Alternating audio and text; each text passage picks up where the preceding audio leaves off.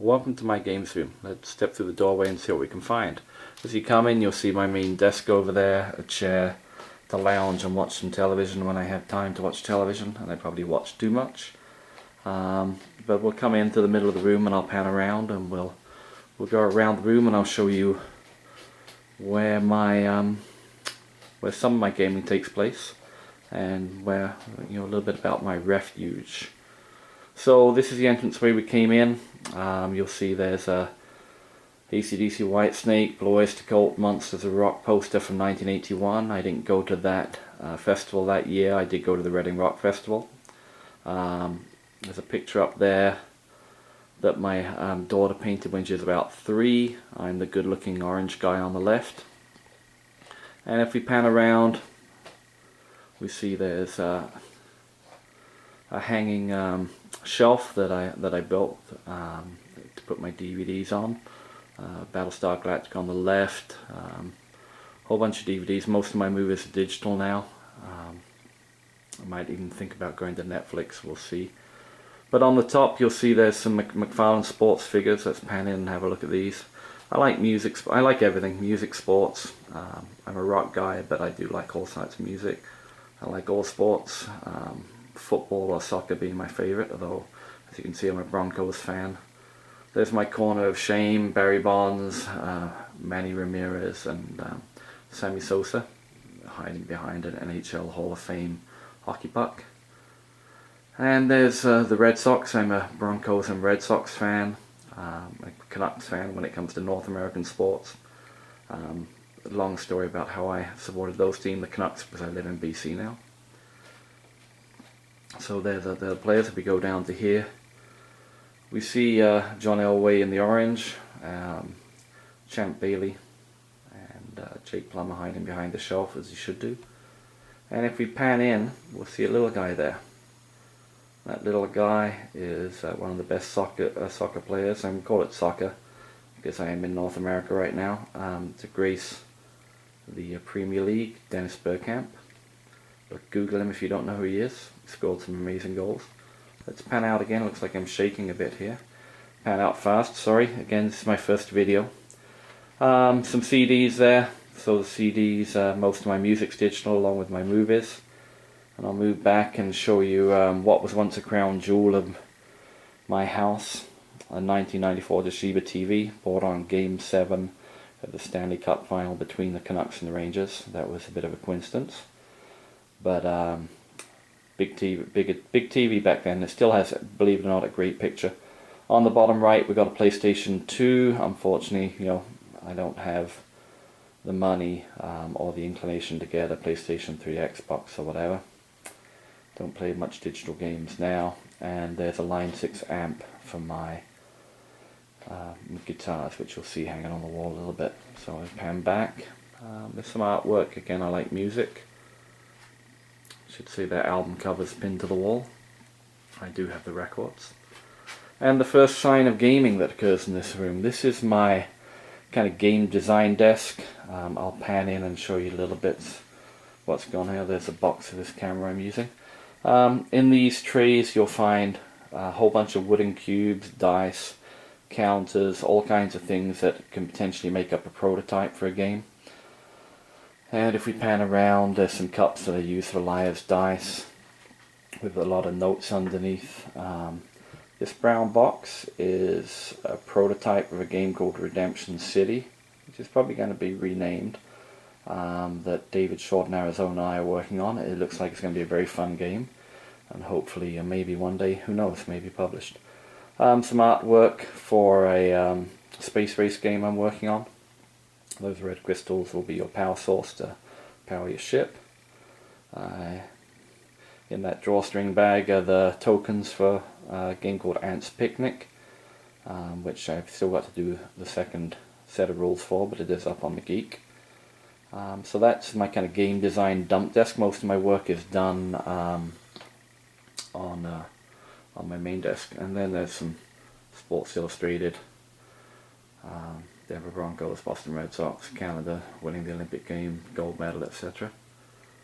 So let's pan around and we'll go to my main desk. So my main desk, nice and shiny. Just cleaned it off for the video. My trusty scanner and printer.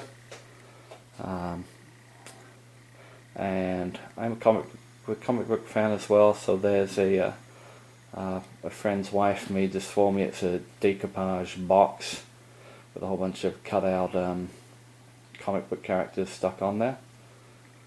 Okay, so we'll pan back a little bit. Whoops, sorry if I'm going a little bit too fast. There's a video, my computer screen. I'd like to have two computer screens side by side. One day some old movie posters on the wall, some books. And again, if we pan in on these shelves, we have all kinds of characters. Captain Scarlet, Thunderbirds, Earthworm Jim, Doctor Who and the Daleks. Doctor Who is a great series. If you're a sci-fi fan, it's a must-see. Some Star Trek, etc. And Kiss, you wanted the best, you got the best. Oh, that scorecard, let's go and zoom in here, have a look at some of these things. That is the scorecard from the first time I broke 80 on the golf course. My Red Sox Nation membership from a while ago. Well, there's Errol Flynn. Let's pan back again. Oh, this picture here, very near and dear. That's my father on the left and his two brothers. They went in the Army, Navy and Air Force at the end of World War II. They were conscripted, living in England. Batman, Superman, Ted Williams, and a bunch of other stuff. There's Hawaiian football and a 3D jigsaw puzzle of Batman. I talk too much, so I apologise. Let's pan out and see what's on the walls here. Getting used to trying to pan out slowly or fast. Fantastic Four #1, Alex Ross. This is his version. Alex Ross is a great artist. This is his version of the Fantastic Four first comic book. Most of you hopefully will recognise, gamers will recognise that game board. That's from Scotland Yard. And oh, look at that, we have my BA and my MA. 2 degrees, huge student loan. I'm currently looking for work, but that should be resolved shortly, hope. And there's Spider-Man poster that my wife gave me, hard mounted after the movie came out. So let's scroll round again, or pan round, to use more of a term. As my wife points out, there's a calendar on the wrong month. And we reach my games. I'm panned out as far as I can. Try to give you an idea of what there's. There's everything from Pitch Car, Survive, Daytona, Fossil, Mason, Stone Age, Carcassonne. So over 100 games there. Right now, playing a lot of Seven Wonders in Carson City, because they're the newest to the collection, and hopefully Genoa will hit the table soon. I have to show you this. This is a 3D relief map of the Game of Thrones world. This 3D relief map was used by the artist for the Game of Thrones Fantasy Flight game. Was used by the artist to create the map. This was done by a friend of mine, Will McCausland, and although he didn't get credit for the artwork in the game, he did design the plan for the map. He has worked with Fantasy Flight for other games, and if you're a role RPGer, then check out Mutant Epoch. It's a game that he himself has published, and it's worth getting a copy. Here's a map of British Columbia where I live now, and those dark roads, the ones that are kind of inked in, are the roads I've travelled in British Columbia. We pan round. Oh, look at that. Unfortunately, I had to share this with the laundry room. So the laundry is behind those bifold doors, and here is a bookshelf. All those books were on those bookshelves until gaming took over. Some more album covers. And if I step back a little bit here,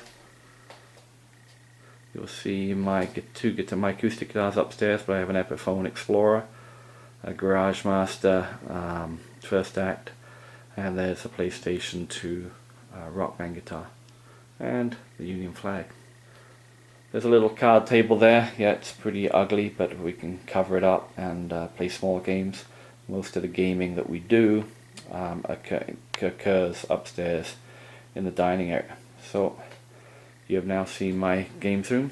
Hopefully you like to add some pictures or a video of yours to the Geek and share that. Anyway, thanks for watching.